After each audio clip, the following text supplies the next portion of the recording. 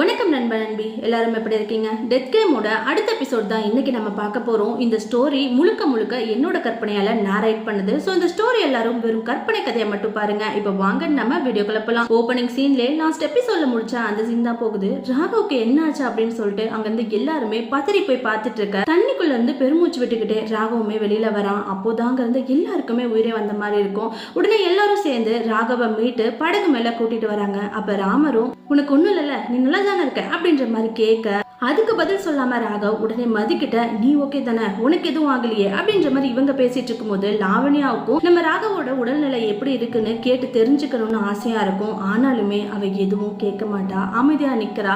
அதை பார்த்து நம்ம சரத்துக்கு புரிஞ்சு போயிடுது. உடனே அந்த சூழ்நிலையை மாத்தணுங்கிறதுக்காக ஓகே நம்ம எல்லாரும் இப்போ உடனே கரைக்கு போலாம் அப்படின்ற மாதிரி எல்லாரும் கரைக்கு போக ஆரம்பிக்கிறாங்க. கொஞ்ச நேரத்திலே அவங்களும் கரைக்கு போயிடுறாங்க. அவங்க கரைக்கு போன அடுத்த நிமிஷம் அந்த ஸ்கேரி பொண்ணு அந்த பிளேஸ்க்கு வரா. உடனே அங்க இருந்தவங்க கிட்ட வாழ்த்துக்கள், லெவல் 4ஐயும் நீங்க கம்ப்ளீட் பண்ணிட்டீங்க. உங்களுக்கான அடுத்த கேம் நாளைக்கு தான் ஸ்டார்ட் ஆகும். அது வரைக்கும் ஜாலியா என்ஜாய் பண்ணுங்க அப்படின்ற மாதிரிலாம் சொல்லிட்டு அவ மறைஞ்சு போயிடுறா. அவ மறைஞ்ச அடுத்த நிமிஷம் ஆல்சோ அந்த பிளேஸ் ஒரு காடா மாறுது.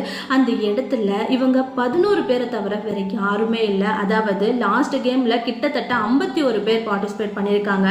அதுல 41 பேர் இறந்து போயிட்டாங்க. இப்போ இருக்க இந்த 11 பேர் மட்டும்தான் இப்போ உயிரோட இருக்காங்க.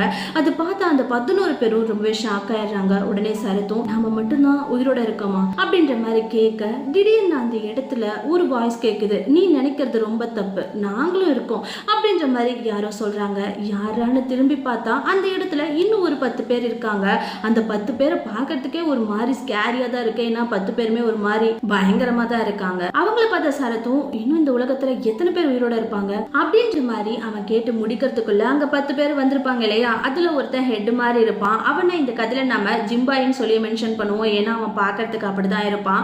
உடனே அவனும் இந்த இடத்துல இன்னும் எக்கச்சக்கமான மனுஷங்க இருக்காங்க, ஆனா தகுதிக்கு ஏத்த மாதிரி தான் டீமை பிரிப்பாங்க அப்படின்ற மாதிரி சொல்ல, அதை கேட்ட மதியம் தகுதிக்கு ஏத்த மாதிரி பிரிப்பாங்களா புரியலையே. இந்த உலகத்துக்கு நீ வந்த அந்த நிமிஷத்துல இருந்து இப்ப வரைக்கும் நடந்த எல்லாத்தையுமே நீ கொஞ்சம் நினைச்சு பாரு. நீ ஆரம்பத்துல ஒரு ட்ரெயின்ல டிராவல் பண்ணியா, அந்த ட்ரெயின்ல இருந்து யார் இந்த உலகத்துக்கு வந்தாங்களோ அவங்க எல்லாருமா சேர்ந்து தானே ஃபர்ஸ்ட் கேமை விளையாடிருப்பீங்க. அந்த கேமே தகுதியானவங்களை தேர்ந்தெடுக்கிறதுக்காக தான்.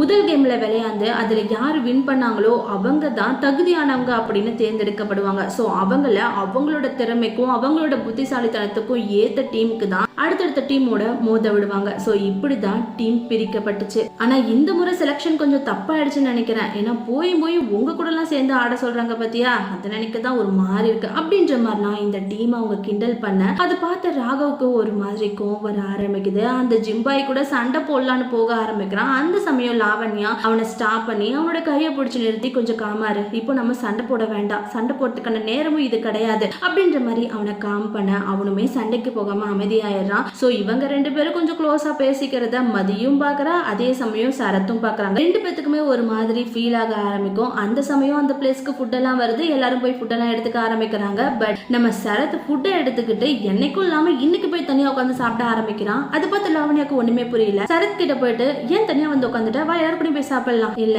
நான் தனியா சாப்பிடணும்னு நினைக்கிறேன், நீ வேணா அவங்க கூட போய் சாப்பிடு. என்ன பேசுற நீ, எப்பவும் நீ தானே சொல்லுவ ஒன்னா உட்காந்து சாப்பிடலான்னு, இப்ப தனியா உட்காந்து சாப்பிடலான்னு சொல்ற. எனக்கு கொஞ்ச நேரம் தனியா இருக்கணும், உனக்கு இங்க இருக்க இஷ்டம்னா நீ இரு, இல்லன்னா உன் விருப்பம் என்னவோ அதுபடி செய்ய அப்படின்ற மாதிரி சொல்ல, எப்பவுமே சரத் நம்ம லாவண்யா கிட்ட அந்த மாதிரி பேசினதே கிடையாது. அவனோட அந்த சேஞ்ச் நம்ம லாவண்யாக்கு ஒரு மாதிரி இருக்கும். என்ன இப்படி எல்லாம் பேசுறான் அப்படின்ற மாதிரி அவளுக்கு ஃபீல் ஆக ஆரம்பிக்குது. என்னாச்சு உனக்கு, என் மேல ஏதாவது கோவமா, நான் ஏதாவது தப்பு பண்ணிட்டேனா அப்படின்ற மாதிரி லாவண்யா கேட்க, அவனோட பார்வை உடனே ராகவ் பக்கம் திரும்புது. லாவண்யா புரிஞ்சுக்கிறா. உடனே சரத் கிட்ட நான் இதை பத்தி உங்ககிட்ட முன்னாடியே சொல்லிருக்கணும், எனக்கும் ராகவுக்கும் நடுவுல அப்படின்ற மாதிரி அவ சொல்லி முடிக்கிறதுக்குள்ள நம்ம சரத்தும், உன் பாஸ்ட பத்தி எனக்கு கவலை இல்ல, அதை பத்தி தெரிஞ்சுக்கவும் எனக்கு விருப்பம் இல்ல, ஆனா ஒரு விஷயத்த மட்டும் நீ நல்லா ஞாபகம் வச்சுக்கோ, நம்ம ரிலேஷன்ஷிப் மேல நான் ரொம்பவே சின்சியரா இருக்கேன் அப்படின்ற மாதிரி சொல்ல, நம்ம லாவண்யாக்கு அது ஒரு மாதிரி ஃபீல் ஆக ஆரம்பிக்குது. சரி ஓகே, இதுக்கப்புறம் வருத்தப்படுற மாதிரி நான் எதுவுமே செய்ய மாட்டேன் அப்படின்ற மாதிரி நம்ம சரத் கூடவே உட்காந்து சாப்பிட ஆரம்பிக்கிறான். இது இங்க நடக்க இந்த பக்கம் நம்ம மதியம் சாப்பாடு எடுத்துக்கிட்டு ராகவ் கூட சாப்பிடலான்னு சொல்லிட்டு போறான். அந்த சமயம் குணா அங்க வந்து நம்ம மதிக்கிட்ட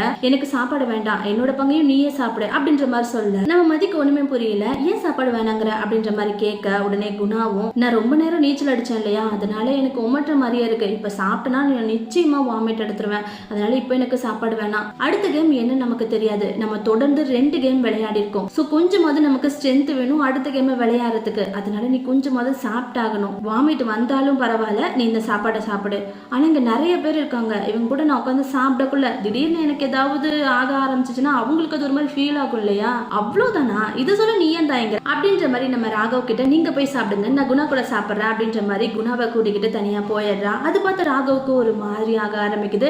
ராகவ் இங்க ஃபீல் ஆகிறதையும் ஜலஸ் ஆகிறதையும் பக்கத்துல இருக்க நம்ம ராமர் பார்த்துக்கிட்டே இருக்காரு. உடனே ராகவ் கிட்ட எந்த கலால எப்படி அடிச்ச மாங்காவிலும் நல்லா தெரிஞ்சு வச்சிருக்கான், என்ன சொல்றீங்க, நீ பார்த்து வச்ச மாங்காவை அவன் பறிச்சுட்டு போயிட்டான்னு சொல்றான். இப்பவும் புரியல, புரியாதவங்களுக்கு கிளாஸ் எடுக்கலாம், புரியாத மாதிரி நடிக்கிறவங்களுக்கு எவ்வளவு கிளாஸ் எடுத்தாலும் புரிய வைக்க முடியாது. நான் ஒண்ணு மட்டும் சொல்றேன், ஞாபகம் வச்சுக்கோ, நமக்கு ஒண்ணு பிடிச்சிருச்சுன்னா அதை உடனே நமக்கு சொந்தமாக்கிக்க பார்க்கணும், இல்லைன்னா வேற யாராவது அதை வாங்கிட்டு போயிருவாங்க அப்படின்ற மாதிரி சொல்ல ராகவ் யோசிக்க ஆரம்பிக்கிறான். திரும்பி நம்ம மதிய பாக்குறான். அங்க மதியம் குணாவும் ஜாலியா சிரிச்சு பேசிக்கிட்டே சாப்பிட்டுட்டு இருக்காங்க. அதை பார்த்து நம்ம ராகவுக்கு ஒரு மாதிரி ஜெலஸ் ஆக ஆரம்பிக்குது. சோ இப்படியே டைம் போகுது, அடுத்த நாள் ஆகுது. விடுஞ்சதும் எல்லாரும் எழுந்திருக்கிறாங்க. எழுந்ததுமே ஷாக் ஆகுறாங்க. ஏன்னா அந்த இடம் இப்போ ஒரு சிட்டியா இருக்கு. அந்த சமயம் அந்த ஸ்கேரி பொண்ணு அந்த பிளேஸ்க்கு வரா. அங்க இருந்தவங்க கிட்ட உங்களுக்கான அடுத்த கேம் இங்க தான் ஸ்டார்ட் ஆக போகுது, கேமுக்குள்ள போறதுக்கு முன்னாடி நீங்க எல்லாரும் 2 டீமா பிரிஞ்சு நில்லுங்க அப்படின்ற மாதிரி சொல்ல அந்த ஜிம்பா இருக்கான் இல்லையா, அவனும் அதுக்கு அவசியம் இல்ல, நாங்க ஏற்கனவே 2 டீமா தான் இருக்கோம் அப்படின்னா சரி நம்ம நேரா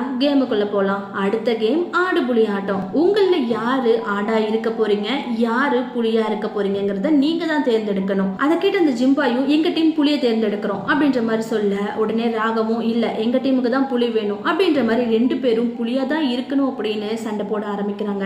அதை பார்த்து அந்த ஸ்கேரி பொண்ணும் ஆடா புலியான்னு தேர்ந்தெடுக்கிறதுல குழப்பம் ஏற்படுது. அதனால நேர்மையான முறையில சீட்டு குலுக்கி பார்ப்போம் அப்படின்ற மாதிரி சொல்ல அந்த இடத்துல 2 சீட்டு வந்து விழுது. 2 பேரும் ஆளுக்கு ஒரு சீட்டை எடுக்கிறாங்க.